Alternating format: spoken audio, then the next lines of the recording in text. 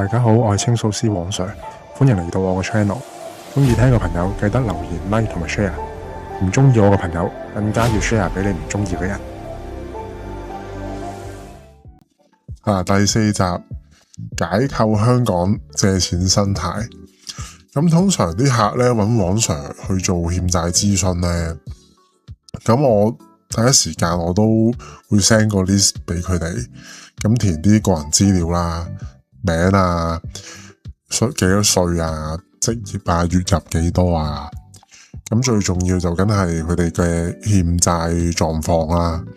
咁一線數、二線數啊、電話數，全部爭緊幾多錢有冇破過產等等。咁為免有啲朋友唔知咩叫一線、二線電話數，喂，到底點分嘅呢？咁所以黃 Sir 呢一集就介紹下。咁其實你唔知咧係好事嚟，唔知代表你冇乜借錢經驗，或者你身邊嘅人都冇呢啲問題去連累到你啊，要幫佢還錢啊咁樣。咁開始咯，咁一線呢，一般係指所有環聯信貸嘅成員，即係我哋成日講嘅 TU 啊。咁包括所有銀行，信用卡、大型嘅財務公司。咁你最少都講到3間噶啦，安信、邦民、UA 吓。咁細啲嘅財務公司咧就有Cashing Pool 啦、X Wallet 啦，同埋維信啦。咁呢啲咧，佢哋嘅營運方式咧90%都係網上簽約噶啦，今時今日。咁直接就過數去做放款嘅吓。咁呢啲就係叫一線嘅財務公司或者係銀行數啦吓。咁二線係咩嚟咧？二線咧就係我哋一般就叫做財仔啦，或者有啲人即係可能佢經驗唔好嘅，有啲唔好嘅經歷嘅，就叫佢哋做黑財咁樣啦。咁我哋通常都叫財仔。咁但係其實佢哋都係有牌，係有放債人牌照嘅吓。所以其實佢哋係合法經營，咁同埋佢哋係有實體店啦，有 office 嘅。咁通常都係喺啲油尖旺呢啲區域噶啦。咁旺角有幾棟寫字樓咧，就係出晒名，就係租俾財務公司嘅，就係九龍行啊、富運呢啲。咁你睇到個水牌啦，呢張圖你睇下，全部都係財務公司。咁佢哋嘅營運方式咧，就係要上門去簽約嘅，咁係用現金俾錢個客嘅。咁最重要嘅特色咧，就係會收門口。咁咩叫門口咧？就係我哋叫做扣底啦，或者正統啲講咧就係叫手續費。咁即係譬如一般咧都係收20%兩成嘅。咁譬如啦1萬蚊，個客借1萬蚊，咁佢到手即係有8000蚊啦，因為扣咗兩成啊嘛吓。咁點解會叫門口咧？咁以前嘅財仔咧會搵個人咧長期企喺個門口度，咁啲人喺入邊簽完約，咁啊譬如借1萬蚊，咁佢就拎住個1萬蚊，咁就出門口啦，係咪？咁嗰兩成嘅手續費咧，個客就會交俾門口嘅同事噶啦，咁所以就叫門口。咁以前財仔最旺嗰陣時咧，咁我唔知有冇記錯，應該係九龍行，旺角九龍行。咁有個阿姐咧，就係負責幫好多間財仔去收門口嘅，即係譬如一有客喂做完，就即刻 WhatsApp 個阿姐喂幫手收門口咁樣。咁有啲我聽過咧係半自助形式嘅，放個兜喺後樓梯啊，或者係同層嘅廁所啊。咁當然佢有人企喺度睇住你啦。咁啲客借完錢行出去，就自己放啲錢喺個兜度啦。即係好似以前90年代買老番100蚊3隻咁樣咧，唔知大家有冇經歷過？又係入邊係冇人嘅，跟住你揀完啲碟咧，就自己放20蚊、100蚊喺出邊個兜度咁樣。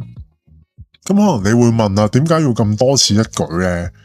你借10000，你直接數8000蚊俾個客咪得咯，係咪先？咁咪唔使又要動個人喺出邊又成咁樣。咁當然係要走法律罅啦，因為佢哋咁樣做就好似可以營造到係個客自己行出門口俾錢人哋咁樣，即係唔關我公司事嘅吓。咁你行咗出門口，你啲錢你點樣用，你俾邊個唔關我事噶嘛吓，就係即係咁樣嘅意思。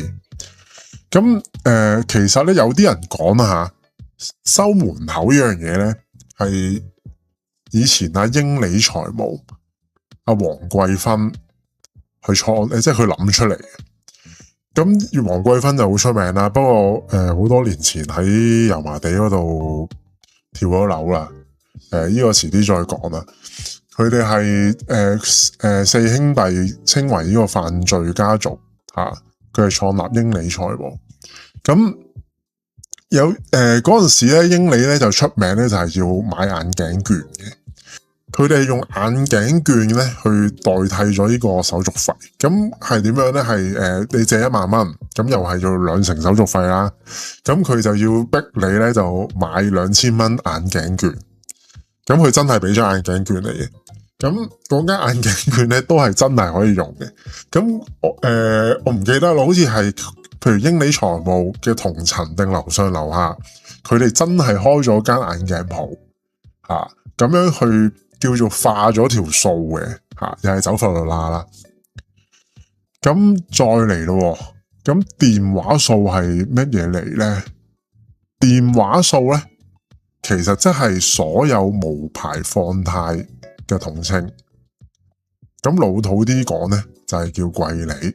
10萬到家下仲未還，你答你，認真和味，你答你，3000變6皮。咁佢哋係冇公司、冇鋪頭、冇 BR、冇放債人牌照，乜都冇嘅。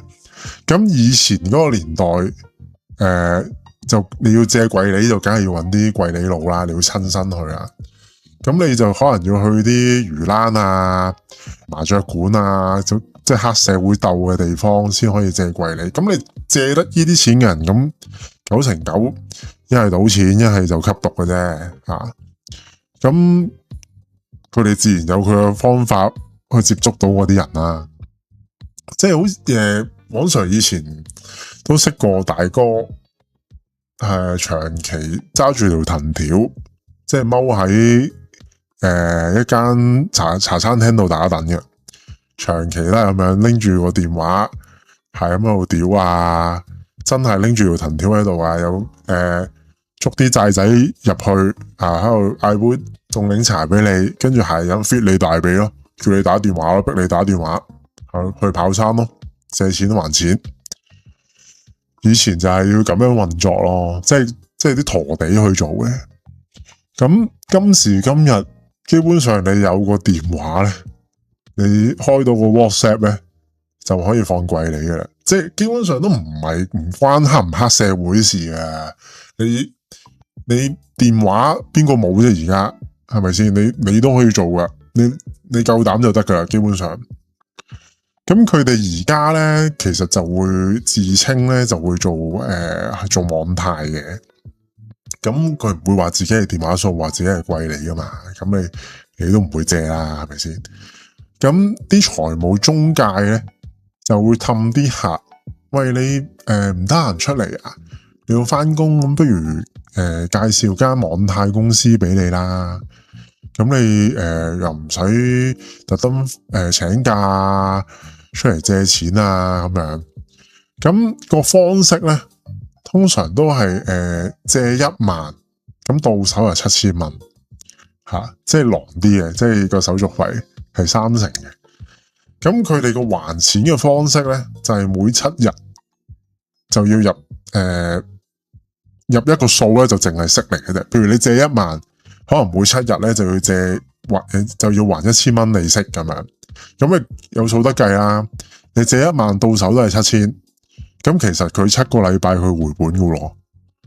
咁其實最主要咧，佢哋唔係想賺你啲食，係你哋睇下啲霸王條例就得噶啦，就明白。但係他遲幾多分鐘，會罰2萬，罰幾多錢？入數紙冇寫名又要罰。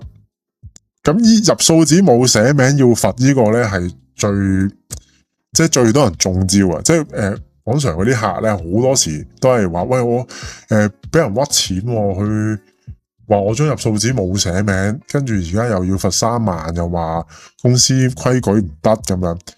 嗱，最搞笑咧，我有個客咧係同我講話喂，入數紙寫咗名都要罰，因為佢話喂佢哋個條例冇講明要寫名，你做乜寫名啊？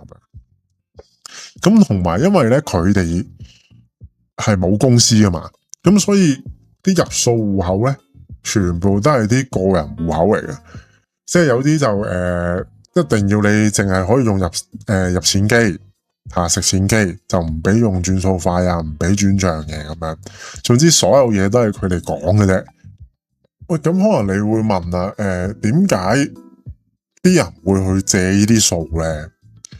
嗱，首先咧，你好難會理解到，你唔係借錢嘅人咧，你好難會理解到嘅。其實，咁嗱，首先第一樣嘢就係二線財務咧，係要上門去借噶嘛。咁同埋二線財務咧，你上去借咧係基本上你係冇私人嘅，你係即係間公司個批會拎你個電話喺度睇，抄晒你個電話簿啲聯絡人啊，睇晒你 WhatsApp 同開邊個聯絡啊，睇晒你個相簿啲嘢啊，睇埋你 IG 啊各樣嘢吓。咁電話數就係喂，咁我唔需要露面。喂，你借得電話數嘅人都經歷過借二線噶啦，咁睇電話其實令人係好反感嘅。咁啲人你借電話數又方便，我又唔使俾個電話你要捻來捻去，係咪先？咁同埋佢哋成日覺得喂，借完1萬，我一個禮拜就係供1000蚊息，咁好似冇乜嘢咁樣。你1、2條又冇乜嘢啫，你諗下你10條、20條、30條，你係可以做到每一日都要供息嘅。咁同埋有啲人咧就係俾啲財務中介咗去借，因為頭先都講啦，佢哋會美化到嗰件事係借網貸啊嘛，佢哋都冇諗過係貴利嚟嘅，因為佢哋會啲電話數會作個公司名嘅，即係譬如 ABC 財務，有啲可能直情寫話自己係安信信貸嘅吓，咁有啲可能而家又興用啲英文名啦，咩 U Money 咁樣，你其實你唔知道嘅，你唔會 check 嘅，其實你唔會 check 係咪真係有呢個放債人牌照嘅。咁同埋啲人緊火，咁你有嘢介紹俾佢，佢拎到錢，佢就咁 OK 啦，你批到咪得咯咁樣，就係咁樣咯。